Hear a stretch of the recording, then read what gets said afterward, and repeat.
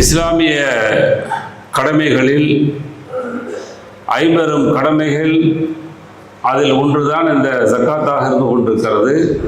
எல்லாருமே தனக்கு இல்லாட்டாலும் பிரச்சனை இல்லை, மற்றவர்களுக்கு கொடுப்போம் அப்படிங்கிற ஈகை குணம் கொண்டவர்களாக இருக்கிறாங்களா இன்றைக்குன்னு சொன்னால் இல்லை. எப்படி 5 நேரம் நீ தொழுதே ஆகணுமோ அதே போல ஜக்காத்தை கொடுத்தே ஆகணும் அப்படின்னு சொல்லி அல்லாஹ் அழுத்தமாக பிடுங்குகிறான். நான் ஒரு அமல் செஞ்சேன்னு சொன்னா சொர்க்கம் போகணும், அப்படியாப்பட்ட ஒரு அமலை எனக்கு சொல்லித்தாங்க அப்படின்னு கேட்கிறார்.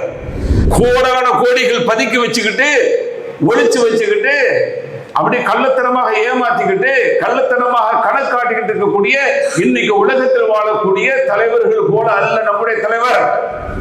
இஸ்லாம் அல்லாதவர்களுக்கு நீங்க ஜக்காத்தை கொடுக்க முடியாது. அடுத்த கடனாளிக்கு நீங்க கொடுக்கலாம். கடனாளி எந்த கடனாளி? அதே போல எதுல ஜக்காத் இல்லை அப்படின்னு சொன்னா நாம் உபயோகப்படுத்தக்கூடிய எந்த பொருள்களுக்கும் ஜக்காத் கிடையாது. இங்க எதுக்காக சேர்த்துக்கிட்டு இருக்கிறோம் இது வரைக்கும் தெரியல. எதுக்குமா சேர்க்கிற இது வரைக்கும் சேர்த்துக்கிட்டே இருக்கிறான். சேர்த்து என்னடா செய்ய போற? சேர்த்து எங்க கொண்டு போற? நரகத்துக்கு கொண்டு போய் உனக்கு சூடு வைக்கிறதுக்காக கொண்டு போறியா? எது கொண்டு போற? பொருள் சுத்தமாக வட்டி சம்பாரிச்சு வச்சிருக்கா, ஹராம்ல சம்பாரிச்சு வச்சிருக்கா, சக்காத்து கொடுத்தா அந்த பணம் ஹலால் ஆயிடுமா? சுத்தமாக அல்லாஹ்வுக்காக கொடுக்கக்கூடிய பொருளை செலவு ஆயிடுச்சுன்னு சொல்லி பயப்பட மாட்டீங்களா? இது செலவு ஆகல அப்படின்னு சொல்லி இஸ்லாம் சொல்லுது.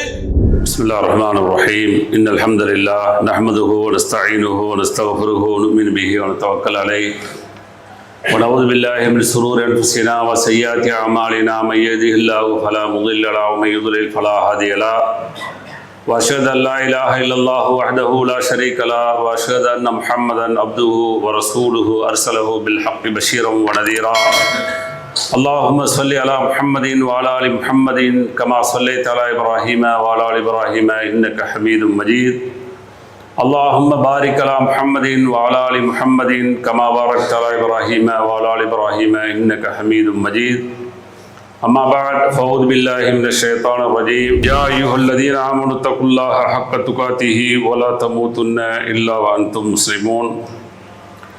அன்புக்குரிய சகோதரர்களே, அல்லாஹ்வுடைய மாபெரும் கருணையினால் எல்லாம் வல்ல அல்லாஹ் அவனால் ஒப்புக்கொள்ளப்பட்ட உயர்வான மார்க்கமாக இருக்கக்கூடிய இஸ்லாமிய மார்க்கத்தில் நம்மை எல்லாம் ஆக்கி, அதிலும் குறிப்பாக ஜும்மாவுடைய கடமையை அல்லாஹ்வும் அல்லாஹ்வுடைய தூதர் முஹம்மது ஸல்லல்லாஹு அலைஹி வஸல்லம் அவர்கள் எந்த அடிப்படையில் நடைமுறைப்படுத்த சொன்னார்களோ அந்த அடிப்படையில் நடைமுறைப்படுத்துவதற்காக வேண்டி நாம் எல்லாம் இங்கே கூடியிருக்கிறோம். இந்த சந்தர்ப்பத்திலும் இன்னும் பிற சந்தர்ப்பங்களில் இஸ்லாமிய மார்க்க விளக்கத்தை பெறக்கூடிய நாம் பெறுவதோடு நின்று விடாமல் நிறுத்தி விடாமல் செயல்படுத்தக்கூடிய மக்களாகவும் செயல்படுத்தாத பிற மக்களை செயல்படுத்த தூண்ட வேண்டும் என்ற கோரிக்கையோடு இந்த நானுடைய உரையை நான் துவங்குகிறேன். இன்றைக்கு வழங்கப்பட்டுள்ள தலைப்பு அஸ்ஸகாத்து தஸ்கியத்துன் வ தஹாரத்துன், சுத்தப்படுத்தக்கூடிய ஜகாத் என்ற தலைப்பு வழங்கப்பட்டிருக்கிறது. வருடந்தோறும் ரமலான் மாதம் வந்துவிட்டால்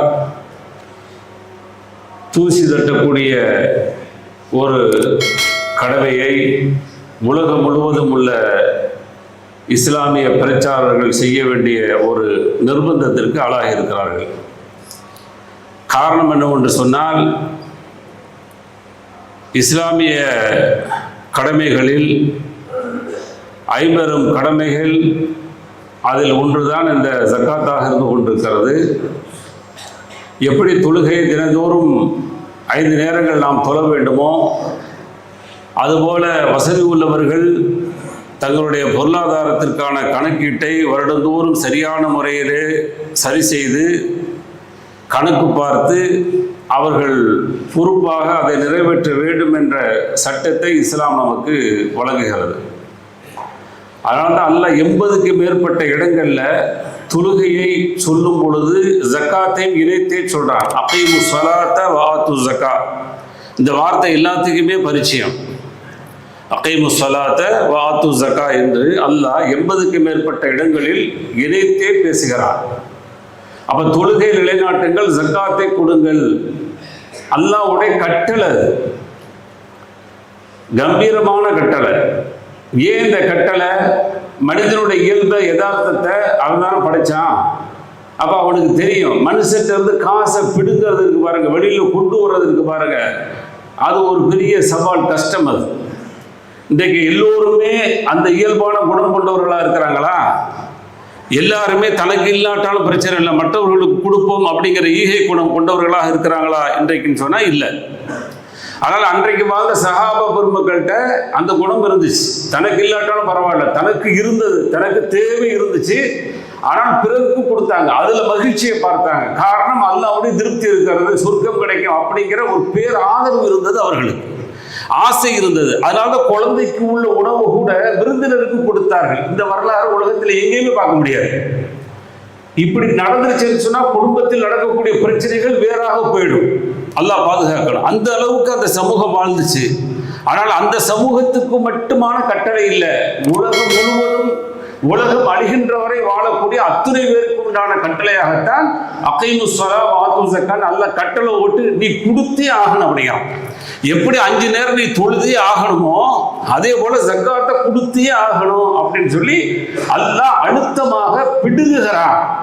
பிடுங்கி நீ கொடுத்தே ஆகணும். கொடுக்கலன்னு சொன்னா விபரீதம் வேறு மாதிரியா இருக்கும்.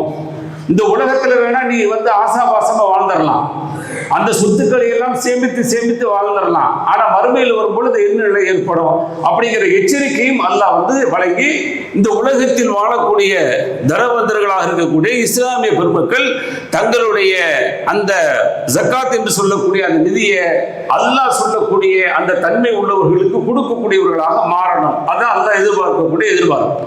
அதனால அல்லாஹ்வுடைய தூதர் ஸல்லல்லாஹு அலைஹி வஸல்லம் சொன்னாங்க, அப்துல்லாஹ் இப்னு உமர் ரலியல்லாஹு அன்ஹு அறிவிக்கிறாங்க, புனியல் இஸ்லாம் அலா ஹம்ஸின், இஸ்லாம் 5 அடிப்படையில் எடுக்கப்பட்டிருக்கிறது. ஒன்று ஷஹாதத்து அல்லா இலாஹ இல்லல்லாஹ் வ அன்ன முஹம்மது ரசூலுல்லாஹ், அல்லாஹ் அதாவது கலிமா லா இலாஹ இல்லல்லாஹ் முஹம்மது ரசூலுல்லாஹ் என்று சொல்லி அல்லாஹ் நம்புறது, உண்மையில சாட்சி சொல்றது. அப்ப இதை நம்ம என்ன செய்யிட்டோம், பிறப்பாலே வந்ததுனால எல்லாருமே இதை ஏற்றுக்கொண்டிருக்கிறோம், இதை செயல்படுத்தி கொண்டிருக்கிறோம். அடுத்து இகாமி ஸலா வ ஈதாஇ ஸக்கா வல் ஹஜ் வ ஸௌமி ரமலான், புகாரில் வரக்கூடிய செய்தி, தொழுகை நிலைநாட்டுதல், ஜக்காத்தை கொடுக்குதல், ஹஜ் செய்தல், அதே போல ரமலான் மாதத்தில் நோன்பு பிடித்தல், இதெல்லாம் கட்டாய கடமை என்று இஸ்லாம் சொல்கிறது. ஜக்காத்தை கண்டிப்பாக எல்லோரும் கொடுத்தாக வேண்டும். அதுல என்ன செய்ய முடியாது, ஏதாவது ஒரு சமரசம் பண்ணிக்கிட்டு இப்படி செய்யலாமா அப்படி செய்யலாமான்னு சொல்லி குறுக்கு சாலை ஓட்டி, குறுக்கு சிந்தனை ஓட்டி அதை எப்படியாவது தக்க வச்சுக்கலாம் அப்படிங்கிற மாதிரியான ஒரு மனசு வந்துச்சுன்னு சொன்னா இதை விட சைத்தானிய குணம் யாருக்கும் இல்லை அப்படிங்கிறத நம்ம பொதுவாக சென்று புரிஞ்சுக்கொள்ளணும், நல்லா பாதுகாக்கணும். அதனால தான் பாருங்க, இந்த அமல்களை செய்கின்ற பொழுது சொர்க்கம் போவதற்கான வாய்ப்பு இருக்கிறது அப்படிங்கிற ஒரு செய்தியும் நாம் புகாரி முஸ்லிம் போன்ற ஹதீஸ்காரங்கள்ல பார்க்கிறோம். அபூ ஹுரைரா ரலியல்லாஹு அன்ஹு அறிவிக்கிறாங்க, அன் ஆராபியன், ஒரு கிராமத்து அரபி வர்றாரு, ஜா இல நபி ஸல்லல்லாஹு அலைஹி வஸல்லம், அல்லாஹ்வுடைய தூதர்ட்ட ஃபகால யா ரசூலல்லாஹ் துல்லுனி அலா அமலின் இதா அமில்துஹு தஹல்துல் ஜன்னah, நான் ஒரு அமல் செஞ்சேன்னு சொன்னா சொர்க்கம் போகணும், அப்படியாப்பட்ட ஒரு அமலை எனக்கு சொல்லித்தாங்க அப்படின்னு கேட்கிறார். கால தஅபுதுல்லாஹ லா துஷ்ரிக் பிஹி ஷையா, அல்லாஹ்வுக்கு இணை இல்லாமல் வணங்க வேண்டும். இது மெயினுங்க. ஏன்னா ஷிர்க்குங்கிறது எந்த வகையிலும் முட்டிடக்கூடாது, வார்த்தையாலும் முட்டிடக்கூடாது, செயல்களாலும் முட்டிவிடக்கூடாது, எண்ணங்களாலும் முட்டிவிடக்கூடாது. இன்னைக்கு வார்த்தை ஐயோங்கிற வார்த்தை நிறைய புழக்கத்தில் இருக்கு. இது எவனே இது வரைக்கும் என்னால கண்டுபிடிக்க முடியல. கையை ஓங்கி பிள்ளைகளை அடிக்க போனா ஐயோங்கிறான், அல்லான்னு சொல்றான், அல்லது அம்மாங்கிறான். அம்மாலாம் வரமாட்டா, உதவிக்கு எந்த நிலைமையிலும் அம்மா வரமாட்டா, ஐயோ என்பவன் வரமாட்டான், அல்லாஹ் என்பவன் தான் எல்லா இடத்திலையும் வருவான். ஷிர்கான வார்த்தைகள் இது சர்வசாதாரணமா வந்துட்டு இருக்கு. ஷிர்கெல்லாம் எங்கள்கிட்ட இல்லை, அப்ப இது என்ன கிறுக்காது? அப்ப ஷிர்க் என்பது நம்மள அறியாமல் கொண்டிருக்கிறது. சில வேளைகள் பேச்சில் கூட என்ன செய்யறோம், உங்களை நம்பி இருக்கிறோம் என்று சொல்லி அல்லாஹ்வின் மீது வைக்க வேண்டிய நம்பிக்கையை அடியார்கள் மீது வைத்தெல்லாம் இணை வைக்கக்கூடிய கொடூரம் நடந்து கொண்டிருக்கிறது. அதனால ரொம்ப கவனமா இருக்கு. வார்த்தையால், செயலால், எண்ணங்களால் ஷிர்க் வந்துருதா இல்லையா அப்படிங்கறத ரொம்ப கவனிச்சு நாம பேசணும். அதைத்தான் அல்லாஹ்வுடைய தூதர் சொல்றாங்க, தஅபுதுல்லாஹ லா துஷ்ரிக் பிஹி ஷையா, அல்லாஹ்வுக்கு இணை இல்லாமல் வணங்க வேண்டும். துகீமு ஸலா அல் மக்தூபா, கடமையாக்கப்பட்ட தொழுகை வேண்டும். யுஅத்தி ஸகாத் அல் மஃப்ரூலா, கடமையாக்கப்பட்ட ஃபர்லான ஜக்காத்தை கொடுக்கணும். தஸூம ரமலான், ரமலானுடைய நோன்பு நோக்கணும். ஹஜ் கடமையாவதற்கு முன்னாடி அல்லாஹ்வுடைய தூதரை சந்திக்கிறாரு. அல்லாஹ்வுடைய தூதர் அதை நாளை சொல்றாங்க. சொல்லி முடிச்சவன கால வல்லதி நப்சிம்பியதி, அல்லாஹ் மீது ஆணையாக சொல்றேன், லா அஸீது அலா ஹாதா ஷையன் அபதா வல அன்குஸு மின்ஹு, இதை விட கூட்டவும் மாட்டேன் குறைக்கவும் மாட்டேன், இந்த கடமைகளை மிக சரியாக நான் செய்வேன் அப்படின்னு சொல்றாரு. ஃபலம்மா அவனை சொல்லிட்டு அப்படி போறாரு.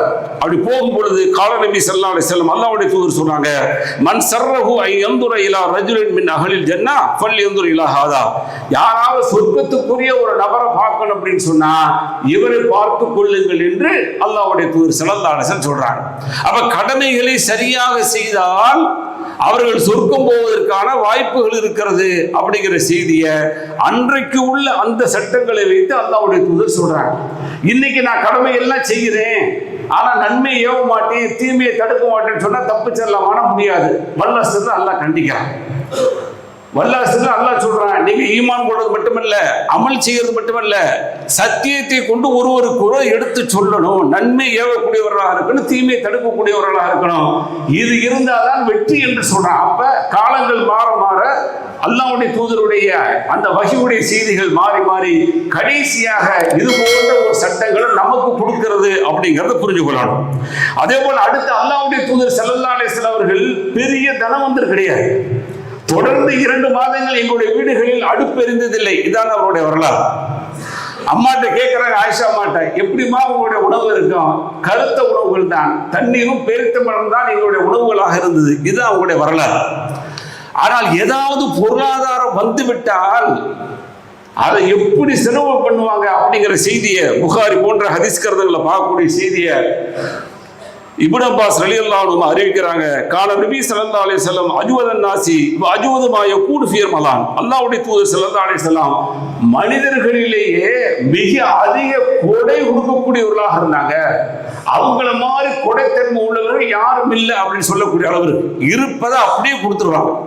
அதுவும் கூடுதலாக அஜ்வது மா யகூனு ஃபீ ரமலான் ஹீன இல்காஹு ஜிப்ரீல், ஜிப்ரீல் அலைஹிஸ்ஸலாம் அவர்கள் ரமலானில் சந்திக்கின்ற பொழுது இன்னும் கூடுதலாக கொடுக்கக்கூடியவர்களாக இருந்தார்கள். வகான ஜிப்ரீல் இல்காஹு ஃபீ குல்லி லைலத்தின் மின் ரமலான், ரமலானுடைய இரவுல ஜிப்ரீல் அலைஹிஸ்ஸலாம் அவர்களை சந்திப்பாங்க. ஃபயுதாரிசுல் குர்ஆன, குர்ஆனை ஜிப்ரீல் அலைஹிஸ்ஸலாம் ஓதி காட்டுவார்கள். சொல்லிவிட்டு ஃபல ரசூலுல்லாஹி ஸல்லல்லாஹு அலைஹி வஸல்லம் அல்லாஹ்வுடைய தூதர் அவர்களுக்கு அஜ்வது பில் கைரி மின் ரிஹில் முர்ஸலா, வேகமாக வீசக்கூடிய காற்றை விட, முதல்ல சும்மா அதிக கொடை அப்படின்னு இருந்துச்சு, இங்க வேகமாக வீசக்கூடிய காற்றை விட அதிகமாக கொடை கொடுக்கக்கூடியவர்களாக இருந்தார்கள் அப்படிங்கிற செய்தியை பார்க்கிறோம். அப்ப தலைவர் எப்படியாப்பட்டவர்?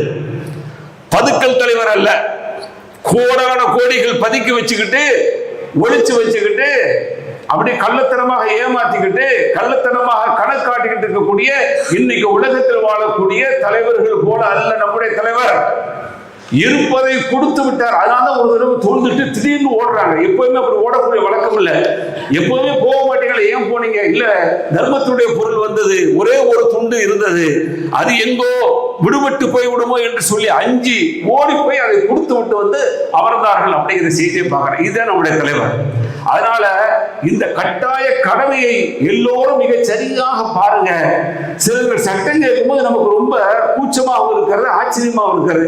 எப்படியாவது தப்பிச்சுக்கிறலாமா, இதுல இருந்து எப்படியாவது நம்ம ஒதுங்கிக்கிறலாமா, நம்முடைய பணத்தை செலவழிக்காம வச்சுக்கிறலாமா? இப்ப இந்த கேசுகள்ல சதக்கா எங்க பண்ண போகுது? இப்படி கேட்கக்கூடிய கேசுகள் சதக்கா எப்படி பண்ண போகுது? நீங்க மேல் மிச்சமா ஜக்காத்தை கொடுத்துட்டீங்க, அது பிழை கிடையாது, தப்பு கிடையாது, அது சதக்காவாக மாறப்போகுது, அது தர்மமாக மாறப்போகுது. 4 ரக்காத் தொழுக, உங்களுக்கு சந்தேகம் விட்டது, அது 4 ரக்காத்து நீங்க தொழுதுட்டீங்க, ஆனா 3ங்கிற சந்தேகம் 5 தொழுதுறீங்க. உங்களுடைய தொழுகை கூடுமா? சந்தேகம் வந்துருச்சுன்னா கூடும். 2 சஜதா செஞ்சுட்டீங்கன்னா கூடும். ஆனா அதற்கு அல்லாஹ் என்ன செய்வான்? 4 ரக்காத்துக்குள்ள கூலியை கொடுத்துருவான். ஒண்ணு மேல் மிச்சமா இருக்க போகுது, அல்லாஹ் விரும்பினா அதை உபரியான கூலியாக மாற்ற போறான். இவ்வளவுதானே அது. இப்ப அல்லாஹ் அந்த அளவுக்கு நமக்கு கொடுப்பதற்கு தயாராக இருக்கிறான். ஆனால் ரொம்ப துல்லியமா ஒரு கணக்கு பண்ற மாதிரி கணக்கு பண்ணி அப்படியே கொஸ்டின் எல்லாம் கேட்டுட்டு கொடுக்காத நபர்கள் நிறைய வாழ்ந்துருக்கிறாங்க. நல்லா பாதுகாக்கணும், கொடுக்கக்கூடியவர்களாக மாறணும். அதான் அல்லாஹ்வுடைய தூதருடைய எதிர்பார்ப்பு. சரி, யாருக்கெல்லாம் கொடுக்கணும் அப்படிங்கிற செய்தியை அல்லாஹ் சூரத் தௌபால 60வது வசனமா சொல்லும் போது, இன்னமா ஸதகாத், நிச்சயமாக ஜக்காத் என்பது லில் ஃபுகரா, ஏழைகள், பரம ஏழையா இருக்காங்க பாருங்க, அவங்கள பார்த்து கொடுங்க அப்படின்னு சொல்லுது இஸ்லாம். அதுல உறவுகளை நீங்க பாருங்க, உறவுகள்கிட்ட ஏழைகள் இருக்கிறாங்கன்னு சொன்னா அவங்களுக்கு முந்தி கொண்டே கொடுங்க. இது அன்றாட காட்சிகள். அவர்களுக்கு போதுமான அளவு எதுவுமே இருக்காது. சில வேளைகள் அன்றாடம் அவர்கள் காய்த்த முடியாத அளவுக்கு, உணவு உண்ண முடியாத அளவுக்கு வசதி இருக்காது. அந்த மாதிரி உள்ளவங்க தான் ஏழ்மை, ஃபகீர் அப்படிங்கிறது. அடுத்து மிஸ்கின் மசாக்கின். மிஸ்கின்கள் இருக்கும், ஆனா பத்தாது. வருமானம் வரும், 10,000 ரூபாய் வரும், ஆனா பத்தாது. 15,000 ரூபாய் அவங்களுக்கு செலவாயிட்டு இருக்கும். இந்த செலவு என்பது அனாவசிய செலவு இல்ல, அத்தியாவசிய செலவு தான். அவர்களுக்கு என்ன தேவையோ அந்த தேவையை நிறைவேற்றக்கூடிய அளவுக்கு வசதி இல்லாம போயிடுவாங்க. இவர்களை குறித்து அல்லாஹ் சொல்றான். அதே போல ஆமிலின் அலைஹா, அதற்காக வேண்டி உழைக்கக்கூடியவர்கள். இது எந்த அளவுக்குன்னு சொன்னா, ஒரு அறிஞருடைய செய்தியை சமீபத்தில் பார்த்தேன். இன்னைக்கு இந்த ஆபீஸ் போட்டு உட்கார்ந்துக்கிட்டு பில் கலெக்டர் மாதிரி கலெக்ட் பண்ணி கேஷியர் ஒருத்தர், தலைவர் ஒருத்தர், செக்ரட்டரி ஒருத்தர், அதுக்கு பார்த்தீங்கன்னா அந்த ஜக்காத்துடைய காசெல்லாம் எடுத்துக்கிட்டு இருக்கிறாங்க. உலகத்தில் இப்படியாப்பட்ட பைத்துல் மால் அப்படிங்கிற சிஸ்டத்தை பற்றி அல்லது பைத்துல் ஜக்காத்து வச்சுட்டு செஞ்சுட்டு இருக்கிறாங்க. இது கூடாது அப்படிங்கிறார். ஏன்னா அல்லாஹ்வுடைய தூதருடைய காலத்தில் இந்த ஜக்காத்தை கலெக்ட் பண்றதுக்கு போவார், கஷ்டப்பட்டு போவார், உழைப்பார், ஊர் ஊரா போவார், தெரு தெருவா போவார், மக்களை சந்திப்பார். நீங்கள் கொடுக்க வேண்டிய ஜக்காத்தை கொடுங்க என்று சொல்லி வாங்கிட்டு வருவார். பாருங்க, இதுதாங்க உண்மையான உழைப்பது. இங்க உட்கார்ந்துட்டு நீங்க சிஸ்டம் கம்பெனியில போற மாதிரி ஒரு பெரிய சிஸ்டம். இந்த சிஸ்டம் எதுக்கு பைத்து ஜக்காத்துக்கு தேவை? நீங்க ஒரு ஆளு 2 ஆள் தேவைண்டா அதை உட்கார்ந்து நிர்வகிக்கலாம் தானே. அப்ப அங்க பாத்தீங்கன்னா ஏனைய கம்பெனிகள் எப்படி சிஸ்டம் இருக்குமோ அங்க பாத்தீங்கன்னா ஒரு தலைவர், அப்புறம் உப தலைவர், அப்புறம் செயலாளர், அப்புறம் பொதுச் செயலாளர், என்னென்னமோ வச்சுக்கிட்டு அதுல நிறைய பேர் என்ன செய்யறாங்க, கணக்கு அவங்க சம்பளம் எடுக்கக்கூடியவர்களா இருக்கிறாங்க.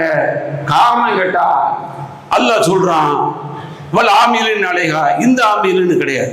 இது சரியா இருக்கா? நீங்களே யோசிச்சு பாருங்க. அப்ப இந்த மாதிரியான ஊதியம் வாங்கக்கூடியவர்களா யோசிக்கணும். அடுத்து அல்லாஹ் சொல்லும் போது வல் முஅல்லஃபத்தி குலூபுஹும், இஸ்லாத்தின்பால் கவரப்படக்கூடியவர்கள், இஸ்லாத்தின்பால் ஈர்க்கப்படக்கூடியவர்கள். சும்மா இஸ்லாம் அல்ல அவங்களுக்கு போய் கொடுத்துக்கிட்டே இருப்பான் அப்படின்னு சொல்றாங்க. இதை வச்சுதான் இஸ்லாமியர்களுக்கு மட்டுமே ஜக்காத் கொடுக்கப்பட வேண்டும் அப்படிங்கிற சட்டத்தை அழுத்தி பேசுறோம், அழுத்தி சொல்லுகிறது இஸ்லாம். இஸ்லாம் அல்லாதவர்களுக்கு நீங்க ஜக்காத்தை கொடுக்க முடியாது. அப்ப ஈர்க்கப்படக்கூடியவர்களாக இருந்தால் அவர்களுக்கு நீங்க ஜக்காத் கொடுக்கலாம், அவர்கள் முஸ்லிம் அல்லாதவர்களாக இருந்தா. அதே போல வஃபிரிக்கா, அடிமையை உரிமை விடுவது, வல் காரிமீன், அடுத்த கடனாளிக்கு நீங்க கொடுக்கலாம். கடனாளி எந்த கடனாளி? அனாவசிய கடனாளிக்கு கொடுக்கக்கூடாது. அத்தியாவசிய கடனாளி ஆயிட்டார். வருமானம் வருது, பத்தல, ஏதோ ஒரு பிரச்சனை வந்துருது, கடன் வாங்குறாரு, கட்ட முடியல, தவிக்கிறாரு, கடன்காரர் பிடிச்சி நெருக்கிறாரு, அவருக்கு கொடுத்து நீங்க என்ன செய்யலாம், கடன் அடைச்சுக்கிடுங்கன்னு சொல்லி அவருக்கு கொடுக்கலாம். இவரு புளிச்சேப்ப மாதிரி வீட்டுல 10 பவுன் 50 பவுன் நகையை வச்சுக்கிறது, வீடு பங்களா கார்னு சொல்லி வச்சுக்கிறது, இவருடைய தேவைக்காக கடை வாங்குறது. சட்டம் கேட்குது, கடை இருக்கு. எது கடை? உள்ள சொத்தை பூரா கணக்கு பண்ணிட்டு கடனை கழிச்சுட்டு பாரு, சொத்து இருக்கா இல்லையா, உன்ட பணம் இருக்கா இல்லையான்னு பாரு. இல்ல, 0 தான், கடனை கழிச்சுட்டு என்கிட்ட 0 தான் இருக்கு, ஒண்ணுமே இல்ல அப்படின்னு சொல்லி இருந்தா நீங்க உண்மையிலே கடனாளி. அப்ப கடனாளிகளுக்கு கொடுங்க என்று சொல்லுது.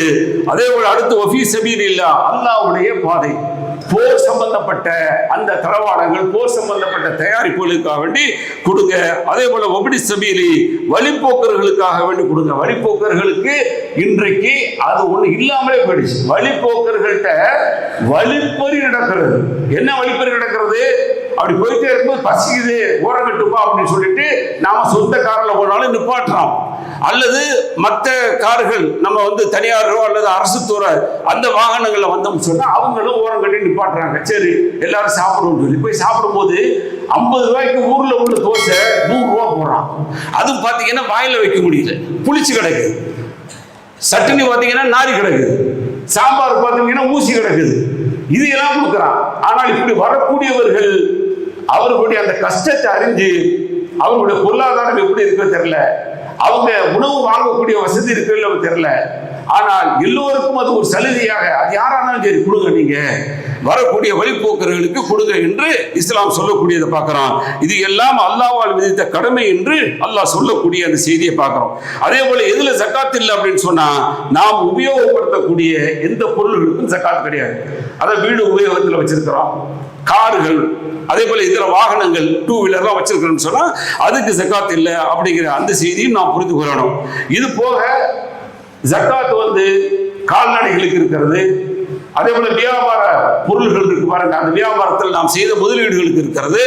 முதலீடுகளாக எங்கெல்லாம் போட்டு வச்சிருக்கிறோமோ அது எல்லாமே இருக்கு. நீங்க பேங்க்ல என்ன செய்வீங்க, இருப்பா வச்சிருப்பீங்க, அல்லது லேண்ட்ல என்ன செய்வீங்க, முதலீடாக போட்டு வச்சிருப்பீங்க.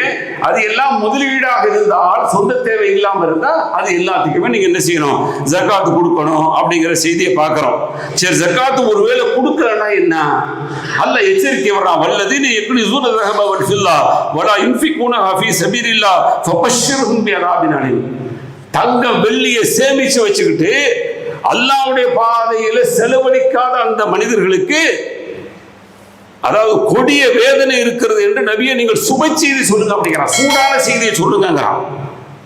என்ன செய்தி? யௌம யுஹ்மா அலைஹா ஃபீ நாரி ஜஹன்னம ஃபதுக்வா பிஹா ஜிபாஹுஹும் வ ஜுனூபுஹும் வ ظுஹூருஹும். எந்த பொருளாதாரத்தை சேர்த்து வச்சிருந்தோமோ அந்த பொருளாதாரத்தை அல்லாஹ் உருக்கி அவனுடைய நெத்தி பகுதி, அவனுடைய விழா பகுதி, அவனுடைய முதுகு பகுதி எல்லாத்திலையும் சூடு போடப்படுமா. இங்க எதுக்காக வேண்டி சேர்த்துக்கிட்டு இருக்கிறான் இது வரைக்கும் தெரியல. எதுக்குமா சேர்க்கிற இது வரைக்கும் தெரியல. சேர்த்துக்கிட்டே இருக்கிறான். சேர்த்து என்னடா செய்ய போற? சேர்த்து எங்க கொண்டு போக போற? நரகத்துக்கு கொண்டு போய் உனக்கு சூடு வைக்கிறதுக்காக கொண்டு போறியா? எதுக்கு கொண்டு போற? ஒரு லிமிட்டா சேருங்க, அன்லிமிட்டா எதுக்கு போறீங்க? பாத்தீங்கன்னா ஒருத்தர் அப்படியே பிடிச்சி அலைஞ்சுக்கிட்டே இருக்கிறாங்க நிறைய பேரை. பாத்தீங்கன்னா எப்படியாவது அடுத்து சொத்துக்கு மேல் சொத்து, நகைக்கு மேல் நகை அப்படியே சேர்த்துக்கிட்டே இருக்கு. சேர்த்து என்ன செய்ய போறேன்? சேர்த்தவர்கள் எல்லாம் இந்த உலகத்துல அப்படியே நிரந்தரமா இருந்துட்டாங்கன்னா வாழ்ந்துட்டாங்களா? இல்லையே. அப்ப குடும்பத்தோட சந்தோஷமா வாழ்வதற்கு முயற்சி பண்ணு. நிறைய பேருக்கு குடும்பத்தோட இருந்தா வரவு செலவு சரியா போயிடும், மிச்சம் இருக்காது. அதை தேர்ந்தெடுக்கல குவைத்துல. ஏன் தேர்ந்தெடுக்கல? சேர்க்கணும், 4 காசு சேர்க்கணும். சேர்க்கிற நீ வாழலையே, பொண்டாட்டியோட வாழலையில, பிள்ளைகளோட வாழலையில, பிள்ளைகளை கொஞ்சலையில, நீ தானே கொஞ்சம் முடியும், நீ தானே அன்பை காட்ட முடியும். உன் அன்புக்கு ஈடாக உலகத்துல யாராவது உன் புள்ள மேல அன்பு காட்டிட முடியுமா? யாரு வேணாலும் காட்டலாம். ஆனால் உன் அன்பு இருக்குது, அதை விட ஈடு இணை உலகத்தில் இல்லையே. உன் பாசத்தை விட ஒரு ஒண்ணுமே இல்லையே. அப்ப என்ன முடிவு பண்ணிட்டான்? வைராக்கியமா கிடக்கணும், வருஷ கணக்கில் கிடக்கணும், காசு பணத்தை சேர்க்கணும், போய் என்னது நம்ம மனைவி மக்களுக்காக வேண்டி அதை அக்கௌண்ட்ல போட்டு வைக்கணும். சரியாது? இது வாழ்க்கை சரியா தெரியுதான்னு பாருங்க, யோசிச்சு பாருங்க. நான் பண்ற வாழ்க்கை இது சரியா? இந்த வாழ்க்கை உங்களை நீங்களே கஷ்டப்படுத்திக் கொள்றீங்க, உங்களை நீங்களே வேதனைப்படுத்திக் கொள்றீங்க, உங்களுக்கு நீங்களே தண்டனை கொடுத்துக் கொள்றீங்க. உலகத்துல யாரும் தண்டனை கொடுக்க வேணாம், நமக்கு நாமே தண்டனை கொடுத்துக் கொள்றோம். அதனால கொஞ்சம் யோசிங்க. நம்முடைய அந்த பொருளாதாரம் எப்படியாப்பட்ட பொருளாதாரமாக இருக்கணும், எப்படி செலவழிக்கணும், எதற்காக செலவழிக்கப்படணும், எதற்காக சேர்க்கப்படணும், எல்லாமே யோசிக்க கடமைப்பட்டிருக்கிறோம். அது இல்லாம சும்மா வெறுமனையே சேர்த்துக்கிட்டே இருந்தோம்னு சொன்னா மறுமையில் விபரீதமாக இருக்கும் என்ற எச்சரிக்கை அல்லாஹ் செய்யறான். செஞ்சு விட்டு அல்லாஹ் அடுத்து சொல்றான், ஹாதா மா கனஸ்தும் லி அன்ஃபுசிக்கும், உங்களுக்குன்னு நீங்க சேமிச்சு வச்சிருந்தீங்கல்லப்பா, அதுதான்ப்பா இது இப்படி சூடு போடப்படுதுல, அதுதான் நீங்க சேமிச்சு வச்சது. ஃபதூகுமா குன்தும் தக்னிஸூன், நீங்கள் சேமிச்சு வச்சதை சுவைத்து பாருங்கள் என்று சொல்லப்படும் என்ற செய்தி சூரத்து தௌபாவில் 34, 35 வசனமா சொல்றான். ஹதீஸ்கள் ஏராளமாக கிடக்கிறது. யார் ஜகாத் கொடுக்கலையோ அவர்களுக்கான தண்டனைகள் இருக்கிறது. அதெல்லாம் புகாரி முஸ்லிம் போட்ட ஹதீஸ் கிரந்தங்கள் இருக்கிறது. அதையெல்லாம் படித்து அல்லாஹ்வுடைய அந்த கடமையை முறையாக செய்யக்கூடிய வாய்ப்பை பெறுவோம். பிஸ்மில்லாஹிர் ரஹ்மானிர் ரஹீம். வஸ்ஸலாத்து வஸ்ஸலாமு அலா அஷ்ரஃபில் அன்பியாஇ வல் முர்ஸலீன் நபியினா முஹம்மதின் வ ஆலிஹி வ அஸ்ஹாபிஹி அஜ்மஈன். அம்மா பாத். அன்பார்ந்த சகோதரர்களே, ஏற்கனவே உரையுடைய தூக்கத்தில் சொன்னபோது நாம தலைப்பை சொன்னோம், சுத்தப்படுத்தக்கூடிய ஜக்காத் அப்படின்னு சொல்லி. அதை குறித்து அல்லாஹ் சூரத்து தௌபால 103வது வசனமா சொல்லும் பொழுது அல்லாஹ்வுடைய தூதருக்கு கட்டளையே போடுறான். மேல அல்லாஹ் கட்டளை போட்டான், எப்படி நீங்க ஜக்காத்து கொடுங்க அப்படின்னா. இந்த வசனத்துல என்ன சொல்றான் தெரியுமா? ஹுல் அப்படிங்கிறான், பிடுங்குங்கிற, எடு அப்படிங்கிறான். அதனாலதான் அந்த ஆட்சி தலைவர் என்ன செஞ்சாங்க, எல்லாத்தையும் அனுப்பி விட்டாங்க. போய் யார் ஜக்காத்து கொடுக்கும் எல்லாத்தையும் வாங்கிட்டு வாங்கினாங்க. இந்த ஜக்காத்தை கொடுக்க மறுத்தால் போர் செய்வாங்க. அபூபக்கர் சித்திக் ரலியல்லாஹு அன்ஹு இன்னைக்கு ஜமாத்தில் கொஞ்சமாவது அப்படி ஒரு சட்டத்தை போடும், கொஞ்சமாவது கொஞ்சம் இருக்குங்க, இருக்கி பணக்காரர்களை அந்த ஜக்காத்தை வெளியில் கொண்டு வர சொல்லி அவங்களுடைய உறவுகளுக்கு ஊரில் உள்ள அந்த மக்களுக்கு கொடுக்க சொன்னீங்கன்னா நம்ம ஊரில் உள்ள 4 பேர் போய் அடுத்த ஊரில் போய் என்ன செய்ய மாட்டாங்க, யாசிக்க மாட்டாங்க.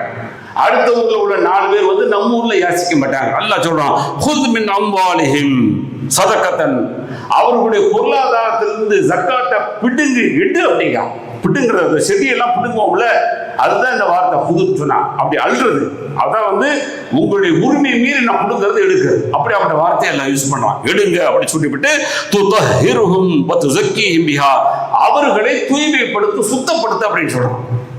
பொருள் சுத்தமாகாது, பொருள் சுத்தமாகாது. வட்டி சம்பாரிச்சு வச்சிருக்கான், ஹராம்ல சம்பாரிச்சு வச்சிருக்கான், சக்காத்து கொடுத்தா அந்த பணம் வந்து ஹலால் ஆயிடுமா? சுத்தமாகாது. யார் சுத்தமாக? நான் சுத்தமாகுவேன், அவர்களை சுத்தப்படுத்து. ஜகாத் கொடுப்பதன் மூலமாக அவர்கள் கஞ்சத்தனத்திலிருந்து தூய்மையாகிறார்கள், அல்லாஹ்வுடைய கட்டளை நிறைவேற்றுகிறார்கள், கட்டளை நிறைவேற்றாத குற்றத்திலிருந்து அவர்கள் நீங்குகிறார்கள். இப்படியெல்லாம் அவர்கள் பரிசுத்தப்படுத்தப்படுகிறார்கள் என்ற செய்தியை அல்லாஹ் சொல்லக்கூடிய அந்த செய்தியாக பார்க்கிறோம். அதே போல அடுத்து அல்லாஹ் சொல்லும் பொழுது, வமா அன்ஃபக்தும் மின் ஷைஇன் ஃபஹுவ யுக்லிஃபுஹு, நீங்க இந்த உலகத்துல எந்த செலவழிச்சாலும் சரி அது அல்லாஹ் அப்படியே உங்களுக்கு பேங்க்ல அக்கௌண்ட்ல போடுற மாதிரி அங்க போட்டுக்கிட்டு இருக்கான். இந்த பேங்க்ல போடுற அக்கௌண்ட் நீங்க போனீங்கன்னா முடிஞ்சு போச்சு.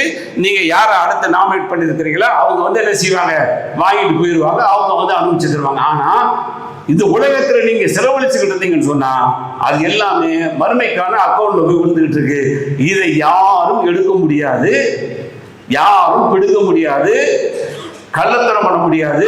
இதுல வந்து வட்டி விழுகும் அப்படிங்கிற மாதிரியான ஒரு சந்தேகம் பேங்க்ல இருக்கு பாருங்க, அப்படிலாம் விழுகாது. என்ன போட்டீங்களோ அதுக்கு பல மடங்கு அல்ல நன்மையை கொடுக்குறான், மாத்தி தரான். சுப்ஹானல்லாஹ், அதான் அல்லாஹ்வுடைய ஏற்பாடு. அதனால என்ன அல்லாஹ்வுடைய தூதர் சொல்றாங்க, மா நகஸத் ஸதகத்தும் மின் மாலின், நீங்க பொருளாதாரத்திலிருந்து தர்மம் பண்றீங்கன்னு சொன்னா உங்களுடைய பொருளாதாரம் குறையாது.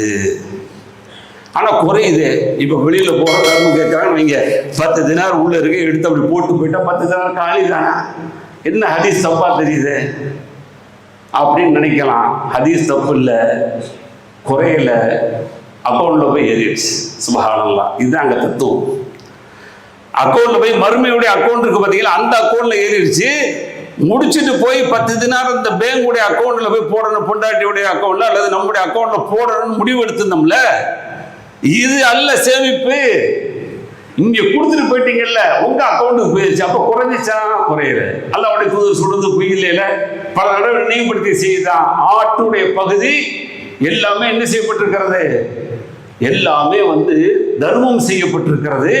ஒரே ஒரு பகுதியுடைய அந்த கால் சப்பை அல்லது அந்த ஷோல்டருடைய அந்த சப்பை மட்டும் பாக்கி இருக்கு. அப்ப அல்லாஹ்வுடைய தூதர் கேட்கிறாங்க, இப்ப ஆடு அர்த்தம்ல எல்லாத்தையும் என்ன செஞ்சீங்க, எல்லாத்தையும் கொடுத்துட்டா ஒரே ஒரு பகுதி மட்டும் மிச்சம் இருக்க பண்ணாங்க. அப்ப அல்லாஹ்வுடைய தூதர் சொன்னாங்க, அது மட்டும்தான் செலவாயிருச்சு, பாக்கி எல்லாம் மிச்சம் இருக்கட்டாங்க. சுப்ஹானல்லாஹ், எப்படிப்பட்ட தலைவர் பார்த்தீங்களா, என்ன புரிய வச்சாரு, நீங்க எது தர்மம் பண்ணீங்களோ அது மிச்சம் இருக்குன்றாங்க. எங்க?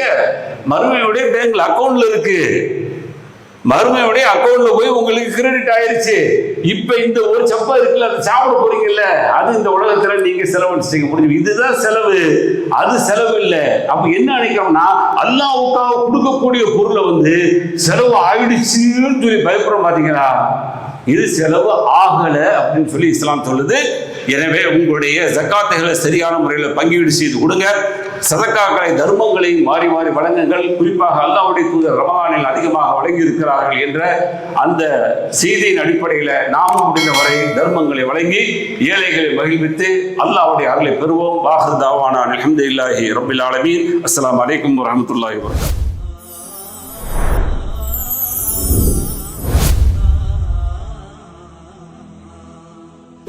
شكرا ربي شكرا هديت قلبي